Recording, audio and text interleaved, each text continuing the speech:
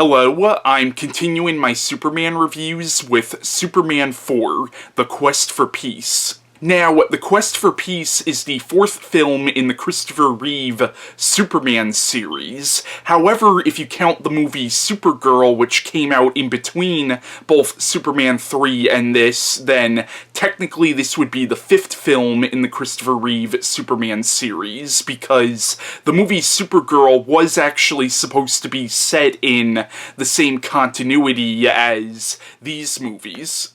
Now, ever since Superman 3, the franchise has kind of been in a decline. Now, I'm not sure how Superman 3 did box office-wise, but I know at the time, audiences and critics really didn't like it, and then Supergirl came out a year later, and I'm pretty sure that movie bombed hard. So, this film, I think, was meant to kind of revitalize the franchise, but it failed miserably, and this is the film which really did kill the Superman franchise for a while, with the exception of comic books, of course, because Superman is primarily a comic book character, so in comic books, the Superman franchise, I guess, was still going strong, but in terms of movies, this is the film which really did put the nail in the coffin for the Superman franchise. Now, it's kind of ironic that this film came out in 1987, and this is the film which really did kill the Superman film franchise,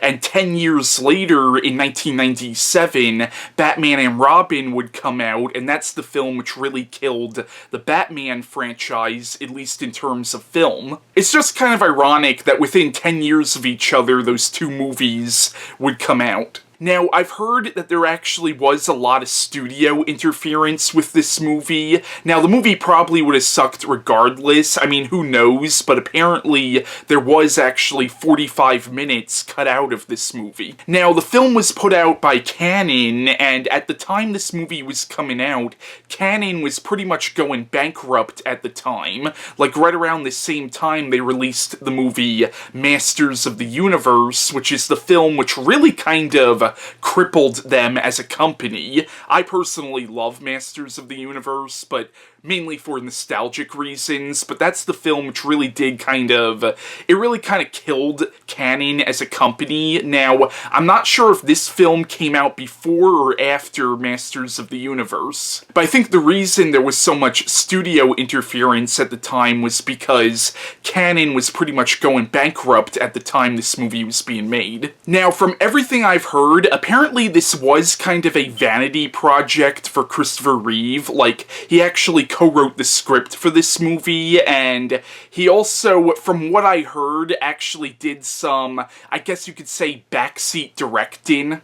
And as much as I do love Christopher Reeve as the character, that could be the reason why the film didn't turn out to be so good. Now, the film is directed by Sidney Furie, but originally, or I'm not sure if it was originally, but one of the directors who was actually going to direct this movie was actually Wes Craven. Like, I remember hearing in an interview with Wes Craven once that at one point he was going to direct Superman 4, but apparently Christopher Reeve didn't want him to direct. I'm not really sure why. I mean, I guess because at the time Wes Craven was primarily known for horror films, and I'm not really sure why. I mean, maybe Christopher Reeve just didn't want this to be associated as a horror film or something. I mean, I'm not really sure, but I have heard in an interview with Wes Craven once that he was at one point going to direct this movie. And a Wes Craven directed Superman movie would have definitely have been interesting. But also the fact that Christopher Reeve was kind of calling the shots on who was directing this movie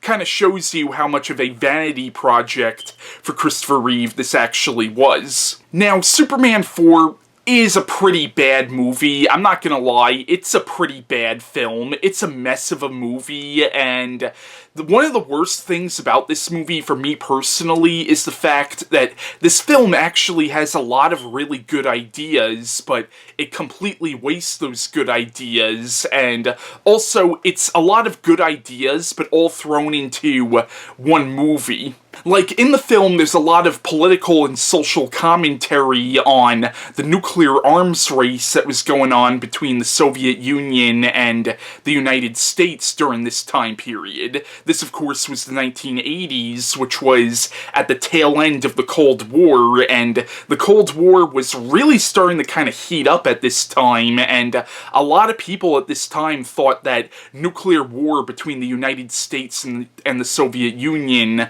was inevitable. Like, a lot of people really thought that we were on the brink of destruction, so this film is really kind of touching on that, and you could have told a really good story touching on the issue of nuclear weapons and the possibility of nuclear annihilation. Like, you could have told a really good movie with that premise. And you also could have told a really good Superman story with this, because in the film, Superman, realizing that the world could potentially destroy themselves, actually disarms all the countries in the world.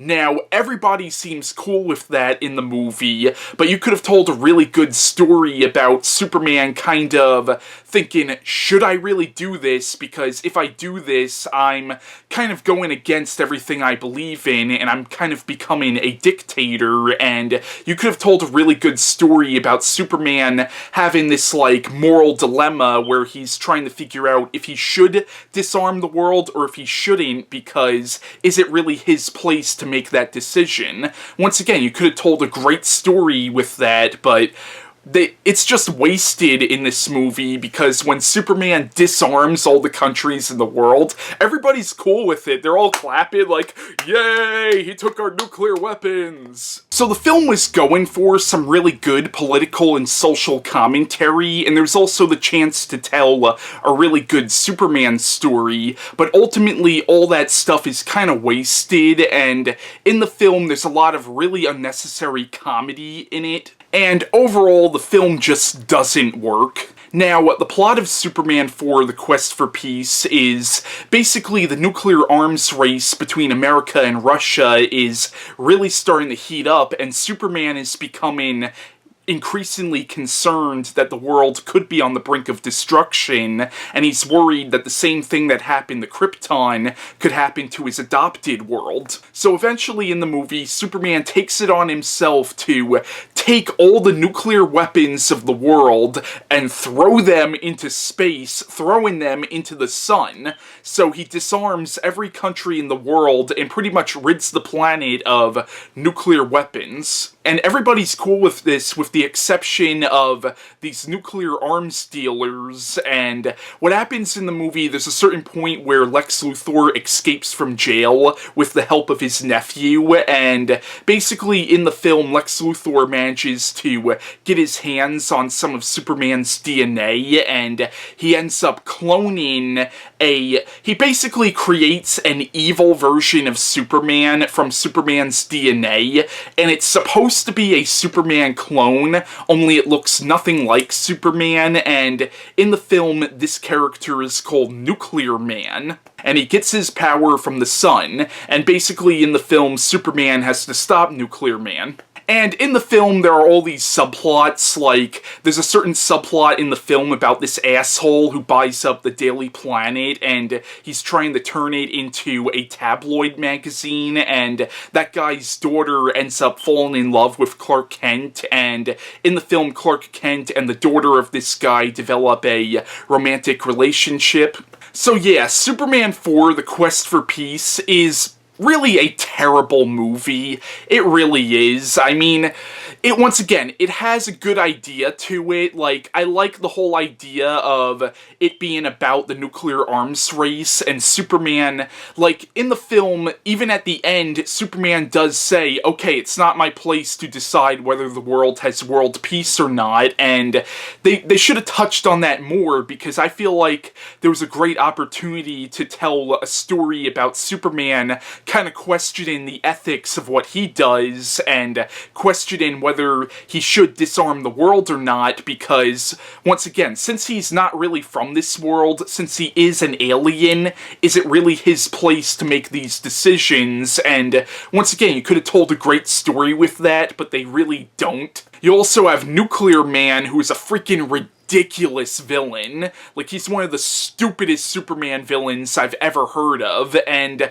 like in Superman 3, they kind of go for the whole evil Superman idea, even though this character looks nothing like Superman, and once again, it's an evil Superman who's not Bizarro. There's also a lot of logical fallacies. Like, there's a scene in this movie where Nuclear Man takes this character named Lacey, who is the daughter of the asshole who is trying to buy the Daily Planet, and he takes her and brings her all the way into outer space. Now, she should die because she's in outer space where there's no oxygen and it's cold as shit, but she doesn't die. Now, it makes sense for Superman and Nuclear Man not to be able to live in outer space because they're not even human, but you have this human character literally in outer space and she lives. Also in that same scene, now since Nuclear Man gets his powers from the sun, Superman actually moves the moon and blocks out the sun to take away Nuclear Man's powers. He moves the moon. Now, correct me if I'm wrong, but I'm pretty sure if the moon was physically moved, that would really fuck up the Earth's gravitational pull. Now, the way Lex Luthor gets Superman's DNA in this movie is he breaks into a museum where Superman donated a piece of his hair to be an exhibit on the museum, and basically this piece of Superman's hair is tied between two weights, and I forgot how much they said the one weight weighs, but basically it's to show how strong Superman's hair is, that it can't be broken by being tied between these two weights, but Lex Luthor comes along and cuts it with a scissor.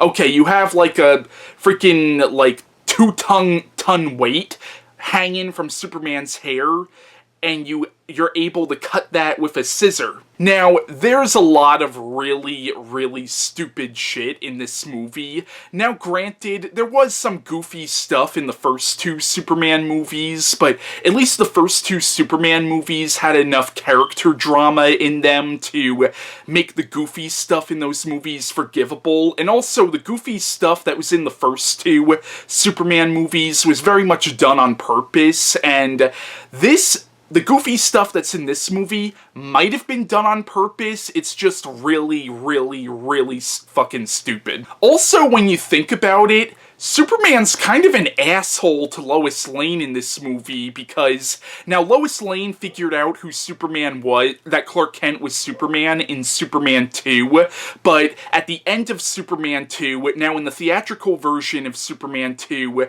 apparently Superman had some magic kiss that he was able to kiss Lois and make her forget that he's Superman, but in the Richard Donner cut, he actually spins the world backwards to make Lois Lane forget that he's Superman. Now, the reason he does this with Lois in the second film is because he sees how heartbroken Lois is, knowing that they can't be together since he's Superman, and he figures this would be the best thing for her to make her forget. But in this film, Clark Kent shows Lois that he's Superman, and flies her around, and there's like a repeat of that famous scene from the first movie where Superman flies Lois around, and there's a repeat of that scene, and then Superman just does the whole magic kiss again, and it seems like he just did this because he felt like it, and in a way that's kind of being an asshole because you're basically fucking with this woman's mind. Also in the beginning of the movie, when you have the president on TV talking about the arms race and stuff like that, there's a scene where, like, this teacher is talking to her class and, like, she starts telling the students, why don't we write to our congressman? And then this fucking kid in the class says, let's not write to our congressman, let's write to Superman. He's the one person who could do something about this. And the way this kid acts, first of all, the kid's a terrible actor, but the way he acts, though, the whole time I was watching this, I was like, what the fuck's this kid's problem? Like, literally, the way this kid talks and acts, he acts like in another 7 years he's gonna go freaking Columbine or something. Like, this kid he honestly comes off as a little fucking creepy, honestly. So yeah, Superman 4, The Quest for Peace is a pretty bad movie. I don't personally recommend it, but at the same time, though, if you're a completionist, I recommend giving it a watch, only if you're, like, a completionist, and also if you're a fan of the Superman character. I mean, just give it a watch anyway, but I mean, it's not a very good movie, although I could see this movie being one of those films that people might think is so bad it's good, like, kind of like a Troll 2 kind of scenario. So yeah, that's my review on Superman 4, The Quest for Peace, and bye.